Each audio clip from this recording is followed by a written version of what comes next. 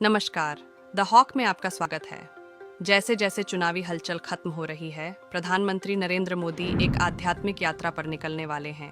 पिछले कई हफ्तों से चुनाव रैलियों और भाषणों में व्यस्त रहने के बाद पीएम मोदी ने अब कुछ समय अपने लिए निकालने का निर्णय लिया है। 7वें चरण के चुनाव प्रचार खत्म होने के बाद प्रधानमंत्री नरेंद्र मोदी 30 मई से 1 जून तक तमिलनाडु के कन्याकुमारी में प्रसिद्ध विवेकानंद रॉक मेमोरियल का दौरा करेंगे और ध्यान करेंगे।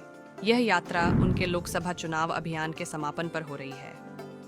प्रधानमंत्री मोदी 30 मई की शाम से 1 जून की शाम तक ध्यान मंडपम में उसी स्थान पर दिन रात ध्यान करेंगे जहां स्वामी विवेकानंद ने ध्यान किया था।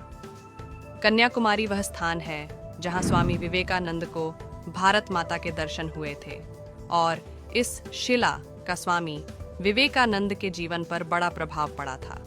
लोगों का मानना है कि जैसे सारनाथ गौतम बुद्ध के जीवन में विशेष स्थान रखता है, वैसे ही यह चट्टान स्वामी विवेकानंद के जीवन में भी विशेष महत्व रखती है।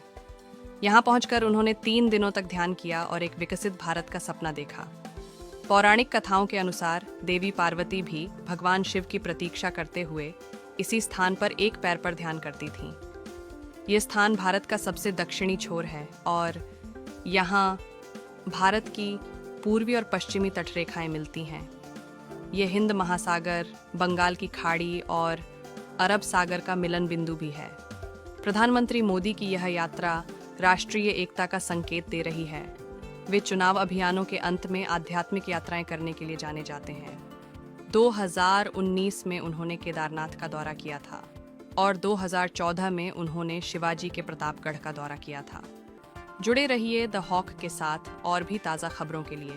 धन्यवाद।